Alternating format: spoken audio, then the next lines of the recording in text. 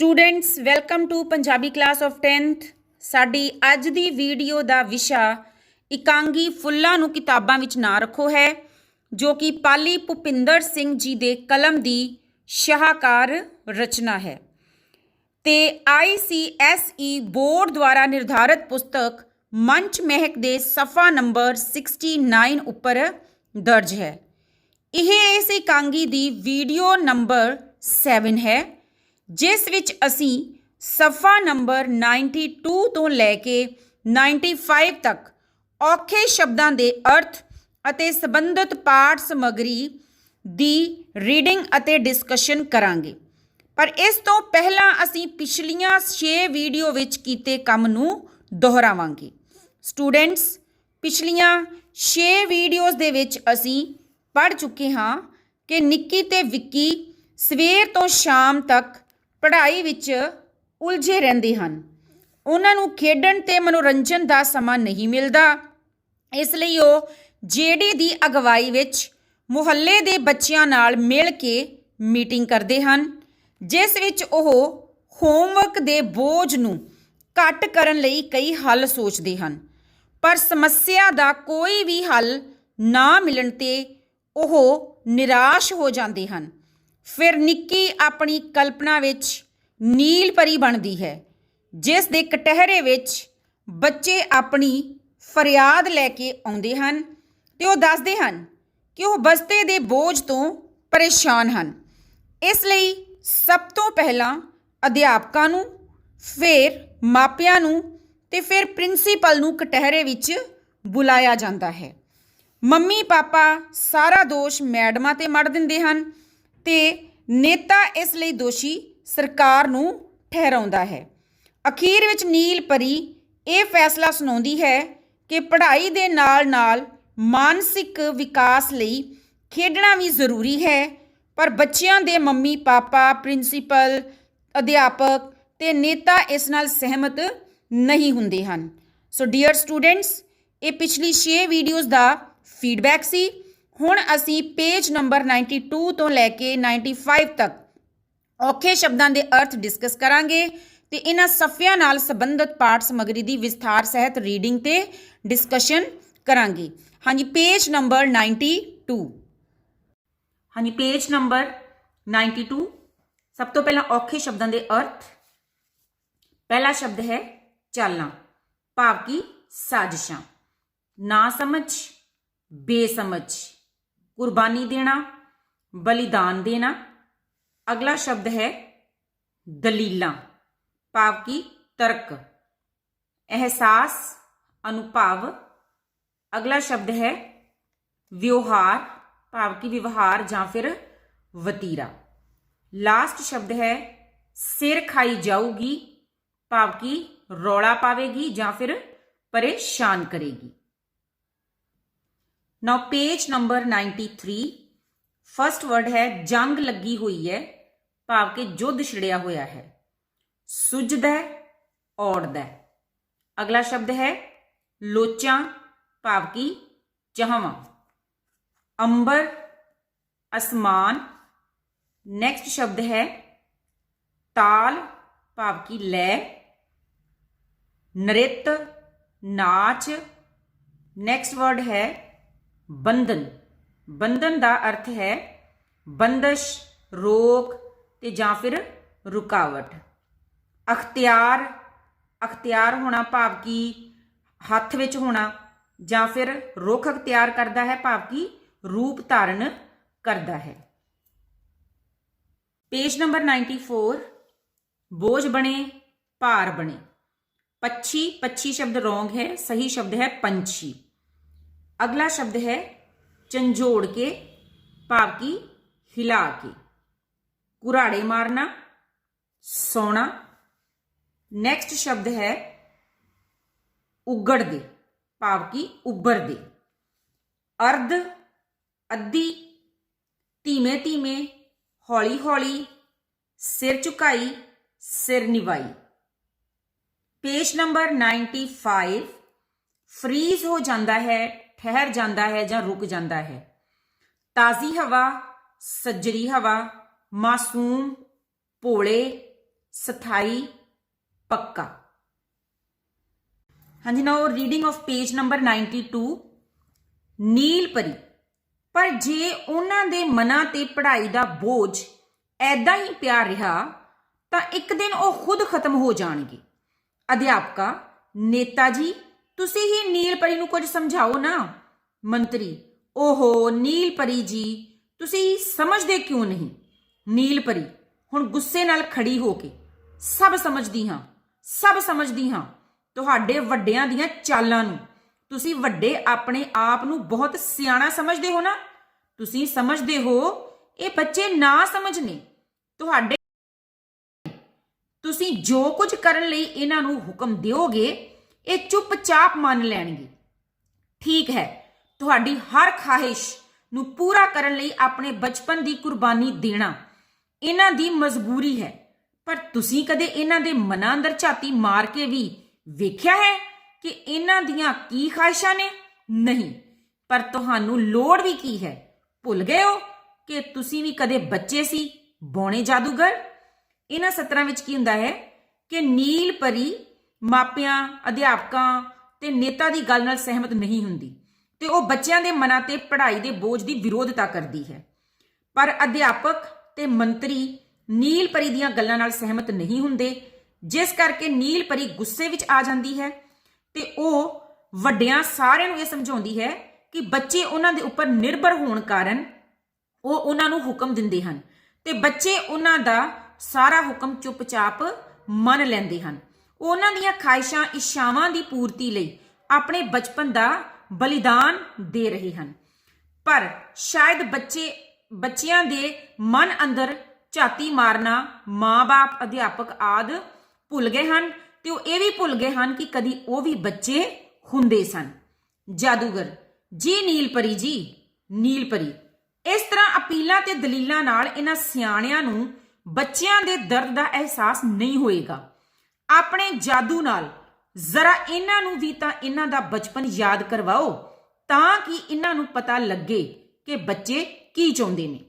ਜਾਦੂਗਰ, ਹੁਣੇ ਲਾਓ ਨੀਲ ਪਰੀ ਜੀ। ਮੰਤਰ ਪੜ੍ਹਦਾ ਤੇ ਆਪਣੀ ਛੜੀ ਹਿਲਾਉਂਦਾ ਹੈ।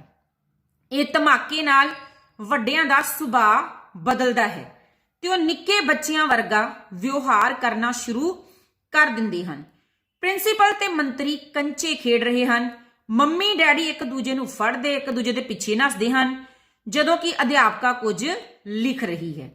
ਹੁਣ ਜਦੋਂ ਮੰਮੀ, ਪਾਪਾ ਤੇ ਅਧਿਆਪਕ ਨੀਲ ਪਰੀ ਦੀਆਂ ਦਲੀਲਾਂ ਨੂੰ ਨਹੀਂ ਸਮਝਦੇ ਤਾਂ ਉਹ ਜਾਦੂਗਰ ਨੂੰ ਇਹ ਕਹਿੰਦੀ ਹੈ ਕਿ ਉਹ ਇਹਨਾਂ ਨੂੰ ਸਮਝਾਉਣ ਲਈ ਵਾਪਸ ਉਹਨਾਂ ਦਾ ਬਚਪਨ ਯਾਦ ਕਰਾਵੇ। ਇਸ ਤਰ੍ਹਾਂ ਜਾਦੂਗਰ ਦੇ ਛੜੀ ਘਮਾਉਂਦਿਆਂ ਤੇ ਮੰਤਰ ਪੜ੍ਹਦਿਆਂ ਹੀ ਸਾਰੇ ਵੱਡੇ ਆਪਣੇ ਬਚਪਨ ਦੀ ਅਵਸਥਾ ਵਿੱਚ ਪਹੁੰਚ ਜਾਂਦੇ ਹਨ। ਇੱਕ ਆਵਾਜ਼, ਚਲੋ ਬੱਚਿਓ ਘਰ ਆ ਜਾਓ, ਹੁਣ ਬਹੁਤ ਖੇਡ ਲਏ, ਪੜੋ ਹੁਣ ਆ ਕੇ। ਪ੍ਰਿੰਸੀਪਲ, ਆਨੇ ਆ। ਨੇਤਾ, ਐਵੇਂ ਸਿਰ ਖਾਈ ਜਾਊਗੀ ਬੁੜੀ ਜੀ। ਮੰਮੀ ਰੋਂਦੀ ਆਉਂਦੀ ਹੈ, ਮੈਨੂੰ ਧੀਰੇ ਨੇ ਮਾਰਿਆ। ਨੇਤਾ ਤੇ ਪ੍ਰਿੰਸੀਪਲ ਉਸ ਨੂੰ ਚੁੱਪ ਕਰਾਉਂਦੇ ਹਨ। ਹਾਂਜੀ, ਇਹਨਾਂ ਸਤਰਾਂ ਤੋਂ ਇਹ ਸਪਸ਼ਟ ਹੁੰਦਾ ਹੈ ਕਿ ਜਦੋਂ ਸਾਰੇ ਵੱਡੇ ਬਚਪਨ ਵਿੱਚ ਪਹੁੰਚ ਜਾਂਦੇ ਹਨ ਤਾਂ ਉਹ ਛੋਟੇ ਬੱਚਿਆਂ ਦੇ ਵਾਂਗ ਵਿਹਾਰ ਕਰਦੇ ਹਨ। ਉਹ ਖੇਡ ਰਹੇ ਹੁੰਦੇ ਹਨ, ਉਹਨਾਂ ਨੂੰ ਪੜ੍ਹਨ ਲਈ ਆਵਾਜ਼ ਪੈਂਦੀ ਹੈ ਪਰ ਉਹ ਵੀ ਪੜ੍ਹਾਈ ਤੋਂ ਦੂਰ ਜਾਂਦੇ ਹਨ। ਨਾਓ ਪੇਜ ਨੰਬਰ 93। ਦੋਹੇ, ਕੀ ਹੋਇਆ ਕਾਟੋ? ਮੰਮੀ, ਮੈਂ ਭੱਜਦੀ ਜਾਂਦੀ ਸੀ, ਧੀਰੇ ਨੇ ਮੈਨੂੰ ਧੱਕਾ ਦੇਤਾ। ਨੇਤਾ ਪਾਪਾ ਨੂੰ, ਅੱਛਾ ਤੂੰ ਸਾਡੀ ਗਲੀ ਦੀ ਕੁੜੀ ਨੂੰ ਮਾਰਿਆ? ਠਹਿਰ ਜਾ। ਦੋਹੇ ਲੜਦੇ ਹਨ। ਆਵਾਜ਼ ਆਉਂਦੀ ਹੈ, ਆਵਾਜ਼, ਵੇ ਨਲਾਇਕੋ ਆ ਜਾਓ ਹੁਣ ਤੇ ਪੜ੍ਹ ਲਓ ਨਹੀਂ ਤਾਂ ਫੇਲ ਹੋ ਜਾਓਗੇ। ਪ੍ਰਿੰਸੀਪਲ, ਕੋਈ ਨਹੀਂ ਵੇਖੀ ਜਾਊ, ਇੱਥੇ ਜੰਗ ਲੱਗੀ ਹੋਈ ਹੈ ਤੇ ਬੁੜੀ ਨੂੰ ਫੇਲ ਪਾਸ ਸੁਝਦਾ। ਲੜਾਈ ਤੇਜ਼ ਹੋ ਜਾਂਦੀ ਹੈ। ਅਧਿਆਪਕਾ ਆਉਂਦੀ ਹੈ। ਅਧਿਆਪਕਾ, ਸੁਣੋ ਸੁਣੋ ਸੁਣੋ, ਮੈਂ ਇੱਕ ਪੋਇਮ ਲਿਖੀ ਹੈ, ਸਾਰੇ ਮੇਰੀ ਪੋਇਮ ਸੁਣੋ। ਸਾਰਾ ਕੁਝ ਭੁੱਲ ਕੇ ਸਾਰੇ ਉਸ ਦੇ ਦੁਆਲੇ ਹੋ ਜਾਂਦੇ ਹਨ। ਹੁਣ ਇਹਨਾਂ ਸਤਰਾਂ ਤੋਂ ਇਹ ਜ਼ਾਹਿਰ ਹੁੰਦਾ ਹੈ ਕਿ ਸਾਰੇ ਵੱਡੇ ਜਦੋਂ ਬਚਪਨ ਦੀ ਅਵਸਥਾ ਵਿੱਚ ਪਹੁੰਚਦੇ ਹਨ ਤਾਂ ਬੱਚਿਆਂ ਵਾਂਗ ਹੀ ਵਿਹਾਰ ਕਰਦੇ ਹਨ। ਉਹ ਆਪਸ ਵਿੱਚ ਲੜਦੇ ਹਨ ਤੇ ਫਿਰ ਉਸੇ ਵੇਲੇ ਨਿੱਕੀਆਂ ਨਿੱਕੀਆਂ ਗੱਲਾਂ ਤੋਂ ਹੋਈ ਲੜਾਈ ਨੂੰ ਛੱਡ ਕੇ ਫਿਰ ਇੱਕਮਿਕ ਵੀ ਹੋ ਜਾਂਦੇ ਹਨ ਤੇ ਉਹ ਵੀ ਹੁਣ ਦੇ ਬੱਚਿਆਂ ਵਾਂਗ ਖੇਡਣ ਨੂੰ ਪਿਆਰ ਕਰਦੇ ਹਨ ਤੇ ਪੜ੍ਹਾਈ ਤੋਂ ਦੂਰ ਭੱਜਦੇ ਹਨ।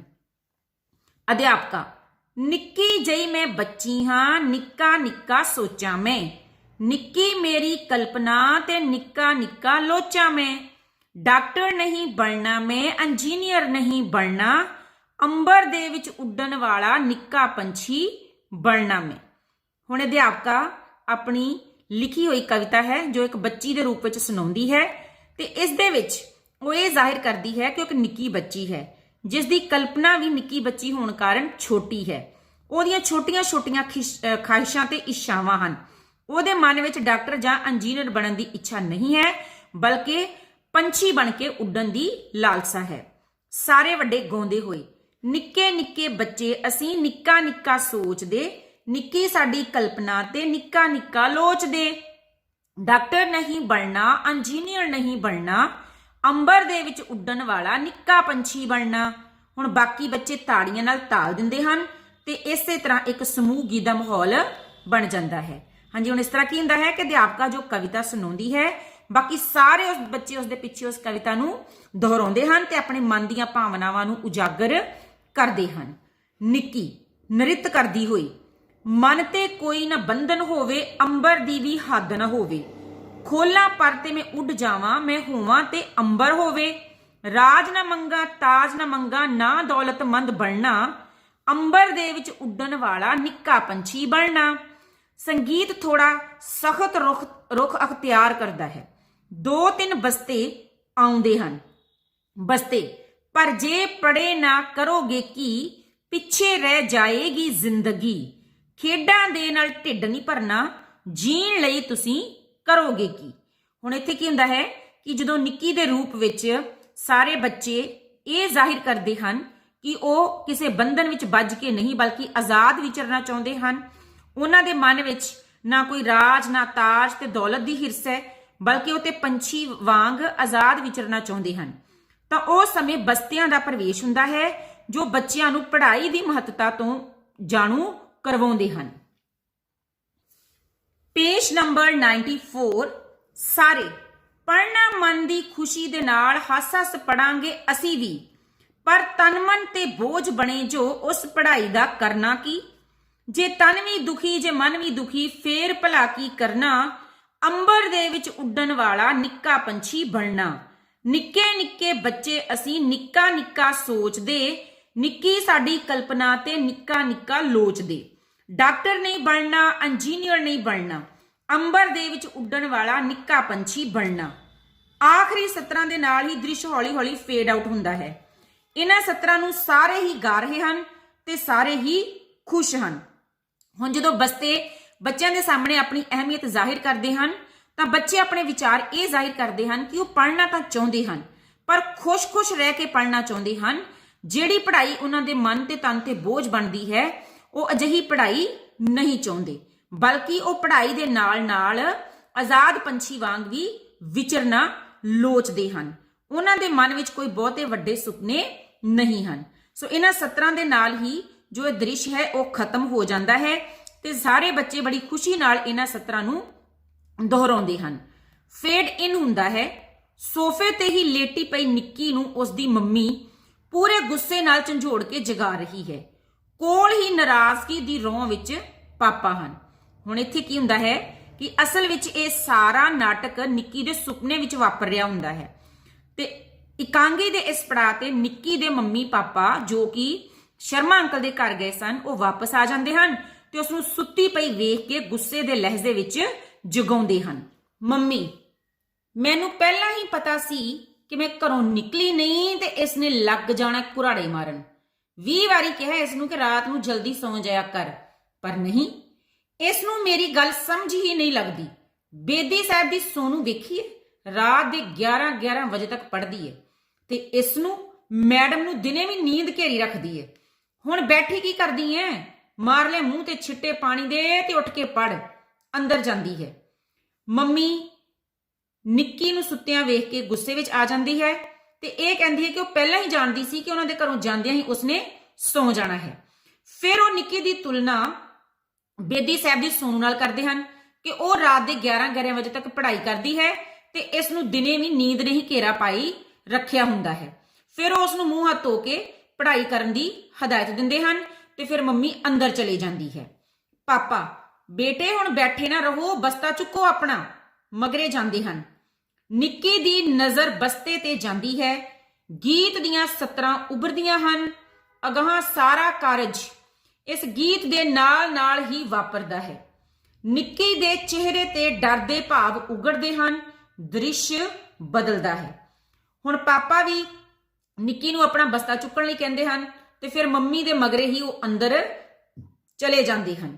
ਨਿੱਕੀ ਦੀ ਨਜ਼ਰ ਜਦੋਂ ਬਸਤੇ ਤੇ ਜਾਂਦੀ ਹੈ ਤਾਂ ਨਾਲ ਹੀ ਇੱਕ ਗੀਤ ਦੀਆਂ ਕੁਝ ਸਤਰਾਂ ਆਉਣੀਆਂ ਸ਼ੁਰੂ ਹੋ ਜਾਂਦੀਆਂ ਹਨ ਤੇ ਇਸ ਤਰ੍ਹਾਂ ਸਾਰਾ ਅਗਲਾ ਕੰਮ ਜੋ ਹੈ ਉਹ ਗੀਤ ਦੇ ਨਾਲ ਹੀ ਇਕਾਂਗੀ ਵਿੱਚ ਵਾਪਰਦਾ ਹੈ।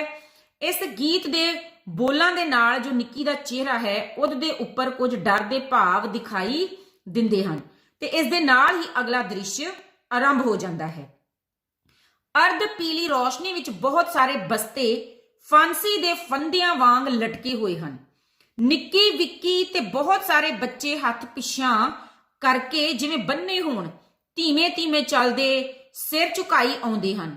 ਆ ਕੇ ਬਸਤੀਆਂ ਦੇ ਵਿੱਚੋਂ ਦੀ ਸਾਹਮਣੇ ਵੇਖਦੇ ਹਨ ਤੇ ਫਿਰ ਹਾਂਜੀ, ਇਹਨਾਂ ਸਤਰਾਂ ਵਿੱਚ ਕੀ ਹੁੰਦਾ ਹੈ ਕਿ ਮੱਧਮ ਜਿਹੀ ਪੀਲੇ ਜਿਹੇ ਰੰਗ ਦੀ ਰੋਸ਼ਨੀ ਹੁੰਦੀ ਹੈ ਜਿਸ ਵਿੱਚ ਬਸਤੇ ਇਸ ਤਰ੍ਹਾਂ ਟੰਗੇ ਹੁੰਦੇ ਹਨ ਜਿਵੇਂ ਫਾਂਸੀ ਦੇ ਰੱਸੇ ਹੋਣ ਤੇ ਨਿੱਕੀ, ਵਿੱਕੀ ਤੇ ਹੋਰ ਬਹੁਤ ਸਾਰੇ ਬੱਚੇ ਜਿਨ੍ਹਾਂ ਦੇ ਹੱਥ ਪਿਛਾਂ ਹੁੰਦੇ ਹਨ।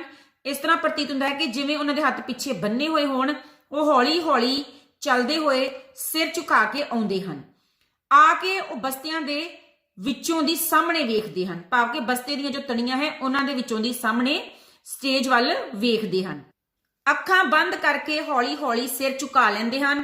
ਦ੍ਰਿਸ਼ ਇਸੇ ਅੰਦਾਜ਼ ਵਿੱਚ ਫਰੀਜ਼ ਹੋ ਜਾਂਦਾ ਹੈ।